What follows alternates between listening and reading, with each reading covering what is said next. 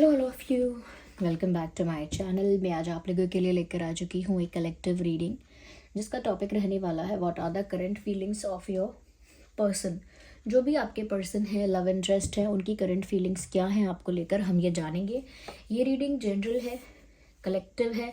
हो सकता है कि आपकी सिचुएशन के साथ एक्यूरेटली रेजोनेट करे, हो सकता है सिर्फ कुछ परसेंट रेजोनेट करे, तो ओपन माइंडेड होकर सुनिएगा और ज़बरदस्ती अपने आप को रीडिंग में फिट इन मत कीजिएगा।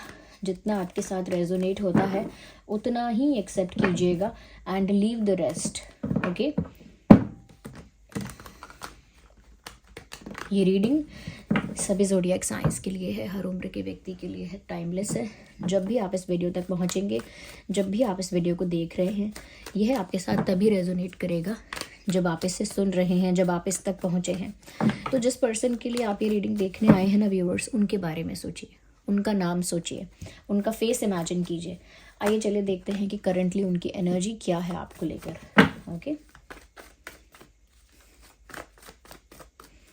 What are the current feelings of your person. Moon का कार्ड आया है सबसे पहले। Interesting interesting. Then we have 9 of wands. Okay, 8 of wands. Okay, 5 of swords, 10 of wands. King of swords is the energy of the deck. I hope it is visible. Okay, चलिए इन cards को arrange करते हैं। सबसे पहले जो चीज़ यहाँ मुझे दिख रही है वो ये है व्यूअर्स कि कहीं ना कहीं देखिए वैंड्स बहुत ज़्यादा हैं, फिर सॉर्ड्स भी हैं, मून भी है। ये आज की उनकी एनर्जी मुझे बहुत पेनफुल भी लग रही है। ऐसा भी लग रहा है ये इंसान बहुत इमोशनल फील कर रहा है। मून इमोशंस को दर्शाता है। अगर यहाँ सन का कार्ड होता तो मैं कुछ और बोल पाती, ओके, बट यहाँ मून का कार्ड है जो इमोशंस को भी दर्शाता है और सेंसिटिविटी को भी दर्शाता है। यहाँ पर मुझे ऐसा लगता है आज आपके पर्सन ने आपको लेकर बहुत ज़्यादा भावुक महसूस किया है और ऐसा लगता है कि कुछ मेमोरी है, कोई याद है, ऐसी कोई मोमेंट है, ऐसा कोई इंसिडेंट है ऐसा जो उनको आज बहुत याद आया है। उसे याद करके वो बहुत दुखी हुए हैं। दे वर मिसिंग समथिंग, कुछ मिस कर रहे थे। इनको अपनी लाइफ में कुछ इनकम्प्लीट लग रहा था, कुछ अधूरापन, खालीपन, एम्प्टीनेस इनको फील हो रही थी। और मुझे लगता है कि कुछ याद करके और किसी की कमी महसूस करके इस इंसान को आज बहुत दुख हुआ है। मुझे साथ ही साथ ऐसा भी लगता है व्यूअर्स कि कहीं ना कहीं ये इंसान, इनकी आंखें नम हुई हो सकती हैं। ओके, आई विल नॉट से क्राइंग, क्योंकि क्राइंग एक बिल्कुल ना अलग पिक्चर पोर्ट्रे करता है कि जैसे कोई रो रहा है बिलक बिलक के, ऐसा नहीं। यहाँ पर ऐसा लगता है सिर्फ आंखें नम होना, थोड़ी सी गीली आंखें हो जाना, कुछ सोच के, कुछ याद करके, कुछ महसूस करके, उतना मुझे लगता है कि इनकी आंखें नम हुई हैं। मेल फीमेल दोनों के लिए है ये रीडिंग। मुझे लगता है कि काफ़ी सेंटिमेंटल हो गए, यानी आज दिमाग का यूज़ ही नहीं कर पा रहे। मून इन पर हावी है। ओके, मुझे लगता है कि इनका जो बर्थ चार्ट है, हो सकता है उसमें ये उनका जो प्लेसमेंट है यहाँ पे, मुझे लगता है मून इनकी लाइफ को जो है बहुत ज़्यादा इन अफेक्ट कर रहा है, और in not in a bad way. एक इफेक्ट है मून का इनकी लाइफ में, जिसकी वजह से ये अट्रैक्टिव भी दिखते हैं, जिसकी वजह से ये इंसान काफ़ी अट्रैक्टिव भी दिखता है मून के प्रेजेंस होने की वजह से। लेकिन उसकी वजह से ये इंसान सेंटिमेंटल भी बहुत ज़्यादा हो जाता है। अपने ही एक शेल में ये इंसान चला जाता है जब भी ये दुखी होता है या होती हैं। आज भी ऐसा ही हुआ है और करंटली भी मुझे इनकी एनर्जी ऐसी ही लग रही है कि ये इंसान करंटली पेन, अगर बहुत एग्जैजरेशन हो जाएगा तो पेन नहीं कहूँगी, लेकिन एक उदासी है। उदासी आंखों में भी दिख रही है, फेस जिसे कहते हैं चेहरा उतर जाना, मुंह लटक जाना, वैसा दिख रहा है। और यहाँ पर ऐसा लगता है कुछ याद कर रहे हैं। यस, तो भावुकता है, दिल से सोच रहे हैं इन दिनों, करेंटली दिल से डिसीजंस ले रहे हैं, दिल से फैसले कर रहे हैं।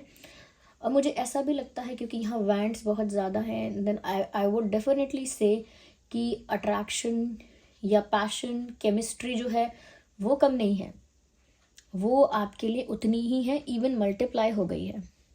केमिस्ट्री बहुत ज़्यादा है आप दोनों के बीच, अट्रैक्शन, पैशन बहुत ज़्यादा है आप दोनों के बीच। मुझे ऐसा भी लगता है कि क्योंकि आप लोगों के बीच कोई कॉन्फ्लिक्ट है, इसीलिए वो अपनी केमिस्ट्री, अपना अट्रैक्शन एक्सप्रेस नहीं कर सकते, जेस्चर्स में भी नहीं कर सकते और वर्ड्स में भी नहीं कर सकते, क्योंकि जब आपका किसी के साथ कॉन्फ्लिक्ट होता है तो फिर चाहे आप उसे कितना भी मिस करें, कितना भी उसके प्रति अट्रैक्टेड फील करें, आप उस चीज़ को एक्सप्रेस नहीं कर सकते, क्योंकि दुनिया क्या कहेगी, लोग क्या कहेंगे, वो इंसान ही क्या कहेगा कि आपको तो मुझसे इशू था या हमारे बीच तो ये प्रॉब्लम थी, अब आप मुझे अट्रैक्शन है आपको ये एक्सप्रेस कर रहे हो, केमिस्ट्री एक्सप्रेस कर रहे हो, या कहीं ना कहीं आप मुझे मिस करते हो अब ये बता रहे हो। तो जिसके साथ हमारा झगड़ा हो जाता है या डिफरेंसेस हो जाते हैं, उस इंसान से हम ओपनली या कंफर्टेबली अपना प्यार एक्सप्रेस नहीं कर पाते। ये रिस्ट्रिक्शन इनको भी महसूस हो रही है। विद दैट मुझे यहाँ पर ऐसा लगता है कि इसी बात का दुख है, गम जो है वो इसी बात का है कि आप दोनों के बीच कोई आर्ग्यूमेंट, कोई डिफरेंस, कोई कॉन्फ्लिक्ट किसी थर्ड पार्टी की वजह से, कोई इशू डेफिनेटली आप लोगों के बीच हुआ है, चाहे वो साइलेंटली वो इशू हुआ है या वो आर्ग्यूमेंट करके वो इशू हुआ है, लेकिन कोई इशू है, कोई कॉन्फ्लिक्ट है, ओके, मतभेद है आप दोनों के बीच में कोई, और दोनों अग्री नहीं है आप दोनों किसी एक बात पर। मुझे ऐसा भी लगता है कि वो आपसे झगड़ना नहीं चाहते, they don't want to fight with you, they don't want to argue with you and they don't want to be separated from you. वो आपसे अलग भी नहीं होना चाहते, ना वो आपसे झगड़ा करना चाहते हैं, ना उन्हें आपसे कोई बहस करनी है, उन्हें किसी भी तरह का मतभेद और कॉन्फ्लिक्ट आपके साथ नहीं करना है, ना ही चाहिए। They do not entertain that, उनको चाहिए ही नहीं।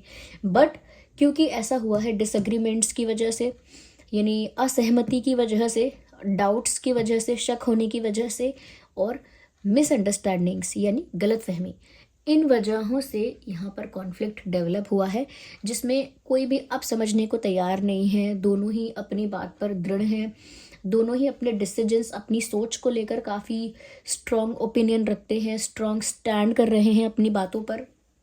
इसी वजह से इसमें क्या हो रहा है कि सब दोनों को लग रहा है मैं सही हूँ। You think that you are right in your place and they also think that they are right in their place.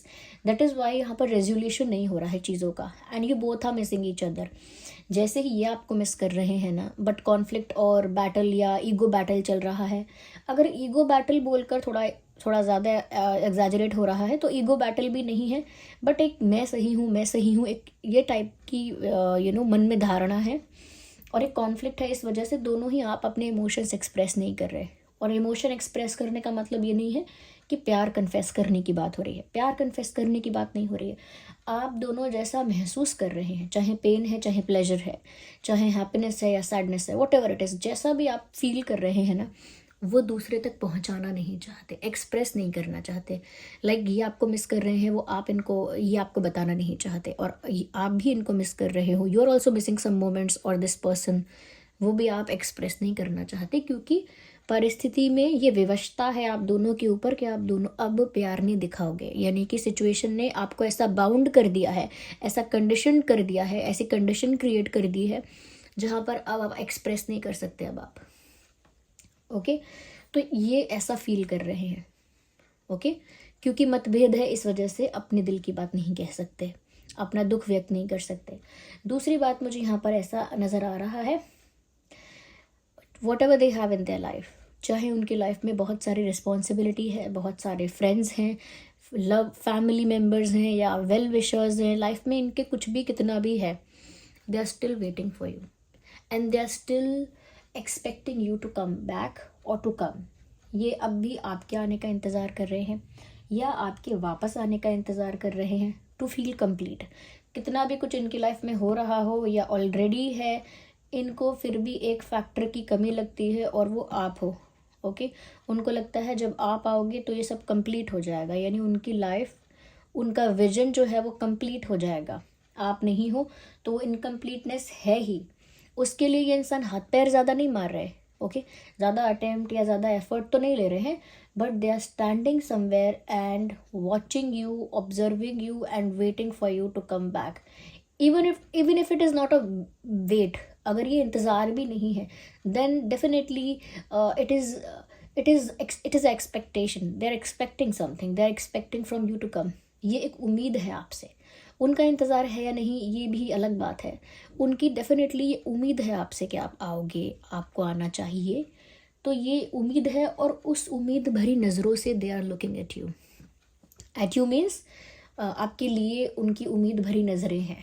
Okay, उनकी दृष्टि उम्मीद भरी है कि उम्मीद है उन्हें आपसे, even if you guys are in conflict. यहाँ पर ऐसा लगता है they want to talk. Okay, they are missing talking to you. अगर आपकी बहुत दिनों से बात नहीं हुई है, काफ़ी दिन बीत गए हैं, काफ़ी समय बीत गया है, काफ़ी हफ्ते महीने या कुछ भी दिन कह सकते हैं, उनकी अगर आपसे बात नहीं हुई है, ये चीज़ उन्हें परेशान कर रही है अंदर ही अंदर। They are just getting they just getting frustrated और they just getting irritated because of this. तो इरीटेशन हो रहा है, फ्रस्ट्रेशन हो रहा है, एक टॉलरेंस जो इनकी है जितना बेयर कर सकते हैं ये साइलेंस आप दोनों का, वो अब नहीं झेल पा रहे हैं। और उनकी बात करने की बहुत प्रबल इच्छा है। They really want to talk to you, they really want to communicate with you, they want to have a good conversation with you, but they are not having that. They are not having that conversation, but they want to have a good conversation with you. They want to talk to you, they want to convey something। कोई बात आप तक पहुंचानी है, अपने मन की बात है, या किसी सवाल का जवाब है, या किसी शक को लेकर कोई जस्टिफिकेशन है, किसी बात को लेकर, किसी काम को लेकर कोई क्लैरिफिकेशन है। ओके, अपनी किसी मिस्टेक को लेकर अगर कोई एक्सप्लेनेशन है, वॉट एवर इट इज़। क्योंकि देखिए, बातचीत तो किसी भी तरह की हो सकती है। तो मुझे लगता है कि ये आपसे बात करना चाहते हैं, बट बात करने के लिए इनिशिएट नहीं करना चाहते हैं। एक्सपेक्ट करते हैं कि आप आओ इनकी लाइफ में, आप आ जाओ। मैंने कहा ना, एक्सपेक्ट करते हैं और उसी में एक्सपेक्ट करते हैं कि आप आके इनसे बात करो। They expect from you to come and talk. यहाँ पर मुझे ऐसा भी नज़र आ रहा है, जब तक ऐसा नहीं होगा they will feel burdened, because they are feeling burden. एक बर्डन यहाँ दिख रहा है, वो बर्डन अपने इमोशंस का भी है, गिल्ट का भी है और रिग्रेट का भी है। कहीं ना कहीं कुछ बात है जो कहनी भी है और वो अब तक मन में दबा के रखी हुई है, उसकी वजह से भी एक हैवीनेस फील होती है, उसकी वजह से भी एक बर्डन फील होता है। तो वो उस बर्डन को कैरी कर रहे हैं। जब तक वो उस बर्डन को कैरी कर रहे हैं, they will not feel light, they will not feel fresh, they will not feel happy, they will not feel joyful. तो फील ही नहीं कर रहे हैं। And to feel that way, अगर जॉयफुल, हैप्पी और लाइट फील करना है, उसके लिए वो आप पर डिपेंडेंट है। They are completely dependent on you for that. तो ये मुझे यहाँ दिख रहा है। यहाँ पर जो एनर्जी ऑफ द डेक है, उससे भी साफ साफ यही दिखता है कि straight forwardly, okay, straight forwardly, honestly, clearly, transparency के साथ कुछ बात ऐसी है जो सच सच सामने आनी चाहिए। उन्हें भी सच कहना है और आपको भी सच सुनना है। या फिर शायद आप किसी बात को सच मानते हैं पर इनको लगता है वो हाफ ट्रुथ है या वो ट्रुथ नहीं है। ये ऐसा हो सकता है कि ये सच कुछ बताना चाहते हैं, but I think you don't trust this person कि आप इस इंसान को सुने और इनकी बात को महत्व दें। आई think you don't trust this person enough because you doubt his और हर ऑनेस्टी। आप इनकी ऑनेस्टी को, इनकी ट्रांसपेरेंसी को डाउट करते हैं। Where they want to explain something, जहाँ पर ये कुछ बताना चाहते हैं, कुछ एक्सप्लेन करना चाहते हैं, आप रेडी नहीं हैं, क्योंकि आप सुन भी लेंगे तो आपको ट्रस्ट नहीं है, क्योंकि आपको लगता है आपको सच पता है, इनको लगता है कि आप अभी कुछ नहीं जानते। तो ये क्या है? ये कन्फ्यूजन भी है, मिसअंडरस्टैंडिंग भी है। तो इस तरह का कन्फ्यूजन आप लोगों के बीच है। मुझे नहीं पता कि ये थर्ड पार्टी की वजह से क्रिएट हुआ है या आपकी आपसी कुछ इश्यूज़ की वजह से क्रिएट हुआ है। I really can not say that because it is a general reading. But zodiac science के लिए मैं कह सकती हूँ एरीज, लियो, सैजिटेरियस बहुत प्रोमिनेंट है। जेमिनाई, लिब्रा, एक्वेरियस काफ़ी प्रोमिनेंट है। और क्योंकि यहाँ पे बहुत ज़्यादा इमोशंस और सेंटिमेंट्स दिख रहे हैं, काफ़ी ज़्यादा मुझे यहाँ पर भावनाएं दिख रही हैं, then I would say Cancer, Scorpio, Pisces. Here we do not have a cup here, but still I would say Cancer, Scorpio, Pisces. तो ये हो सकता है आप लोगों का ज़ोडिएक साइन। अगर कोई ज़ोडिएक साइन मैंने नहीं बोला है और आप दोनों का है, तो फिर भी ये रीडिंग आपसे रेजोनेट कर सकती है बिकॉज मैसेजेस यहाँ चैनल हो रहे हैं। और ये रीडिंग होती ही सभी ज़ोडिएक साइंस के लिए है। We can not restrict this reading under science. सिर्फ साइंस की वजह से इस रीडिंग को बांध नहीं सकते। ये मैसेजेस जिसके साथ रेजोनेट होते हैं उसी के लिए हैं। जो सुन रहा है और जिसकी लाइफ से रिलेट कर रहे हैं, ये उसी के लिए है। अगर हम डेट ऑफ बर्थ की बात करें, ये हो सकता है 10, 20, 30। 5 15 25, 8 18 28, 9 19 29, and 8 9 17, okay, 7 7 7 17, 7 17 27, okay, and 1 11 21 31, ये कुछ डेट्स हो सकते हैं जो आपका या उनका बर्थ डेट हो सकता है. There are chances. ओके, यहाँ पर हम कुछ डिवाइन मैसेजेस भी लेते हैं. Let's see some divine messages. ये उनकी करंट फीलिंग है वैसे. ओके, मुझे लगता है यहाँ पर एक्शन लेने की ज़रूरत है. अगर आपसे एक्सपेक्ट कर रहे हैं ये, तो आप भी एक्शन ले सकते हैं. पर क्योंकि ये जनरल रीडिंग है, इस गाइडेंस को आप पर्सनली मत लीजिएगा. आप अपने सिचुएशन को पर्सनली एनालाइज कीजिए. अपनी सिचुएशन के अकॉर्डिंग आप एक्ट कीजिएगा. यहाँ पर तो लिखा है टेक एक्शन, क्योंकि ये एक्सपेक्ट कर रहे हैं एक्शन लो. इनको उम्मीद है, दे आर वेटिंग. ओके, तो यहाँ पर साफ गाइडेंस आ गई है कि आप एक्शन ले लीजिए. लेकिन फिर भी आप अपनी सिचुएशन को देखकर ही एक्शन लीजिएगा और अपनी इंट्यूशन को सुनकर ही डिसाइड कीजिएगा कि एक्शन लेना है या नहीं लेना है. We need one card, not these many. ठीक है, बी ओके. मुझे लगता है व्यूअर्स, थोड़ा सा पॉजिटिव होकर भी लाइफ को आपको देखना है. I think you are getting too negative about your life. आपको लग रहा है कि सब कुछ नेगेटिव है, आसपास भी, रिश्ते में भी, माइंड में भी. Do not do that. थोड़ा पॉजिटिवली आप लाइफ को देखिए. पर्सपेक्टिव थोड़ा पॉजिटिव करिए अपना. Good things will happen to you. अच्छी चीज़ें फिर होंगी आपके साथ. थोड़ा सा पर्सपेक्टिव भी अपना पॉजिटिव रखिए. और कोई डिसीजन ऐसा है जो आप ऑलरेडी मन में सोच लिया है आपने. जैसे कोई डिसीजन लेने के बारे में हम मन में सोच लेते हैं. जैसे हमने वाइट और ब्लैक ड्रेस देखी और पहले ही मन में सोच लिया कि मुझे ब्लैक वाली चूज़ करनी है. पहले ही सोच लिया है, ठीक है. और लेकिन अभी डिसीजन लिया नहीं है ओपनली, उसको बाय नहीं किया है, खरीदा नहीं है उस ब्लैक ड्रेस को, लेकिन देख कर डिसाइड पहले ही कर लिया है कि मुझे ब्लैक ड्रेस चाहिए. ऐसे ही यहाँ पर कोई बात ऐसी है जिस पर आपने मन ही मन में पहले ही सोच लिया है कि मुझे इस पर ये करना है. लेकिन यहाँ पर डिवाइन आपको बोल रहे हैं कि अपने डिसीजन को फिर से रिव्यू करो, फिर से रीचेक करो. जैसे आपको किसी को 100 रुपये देने थे, तो आपने उसको कहीं 200 का नोट तो नहीं पकड़ाया है. एक बार फिर से चेक करो वही कि आपने जो डिसीजन लेने के बारे में सोचा है क्या वो सही है. एक बार फिर से चेक कर लो. जैसे हम एग्ज़ाम में आंसर शीट्स सबमिट करते हैं तो टीचर एक बार बोल देता है कि एक बार फिर से आप चेक कर लीजिए, क्योंकि दोबारा आप चेक करने के लिए मांगेंगे. जब आपको आपकी मिस्टेक रियलाइज़ होगी तब हम आपको वापस नहीं करेंगे. यहाँ पर भी यही बोला है कि अगर आप डिसीजन ले लेंगे तो उसको फिर आप रिवर्स नहीं कर पाएंगे. इसीलिए जो भी डिसीजन लेने वाले हैं, rethink about it, review that decision and recheck that also. तो ये यहाँ पर है. Let's take the last card. Here we have peaceful resolution. क्योंकि आप लोगों के बीच कोई समझौता नहीं हो रहा है, कोई रेजोल्यूशन नहीं हो रहा है, आप लोगों के बीच किसी तरह की शांति नहीं आ रही है. यानी कि शांति वैसी शांति नहीं जो वैक्यूम है या साइलेंट ट्रीटमेंट है. शांति मतलब एक लाइट एनर्जी नहीं है आप लोगों के बीच, पीस नहीं है. तो यहाँ पर गाइडेंस है या फिर डिवाइन मैसेज है कि पीसफुल रेजोल्यूशन आप दोनों के बीच हो जाएगा. शांतिपूर्ण आप लोगों के बीच सुलह हो जाएगी और सब कुछ रिजॉल्व हो जाएगा. जो भी इशू है सोल्यूशन निकल आएगा. तो पीसफुल रेजोल्यूशन यहाँ पर होगा. डिवाइन अश्योरेंस है आपके लिए इस बात का. Okay, well, let's take some handwritten messages. What are they feeling currently for you?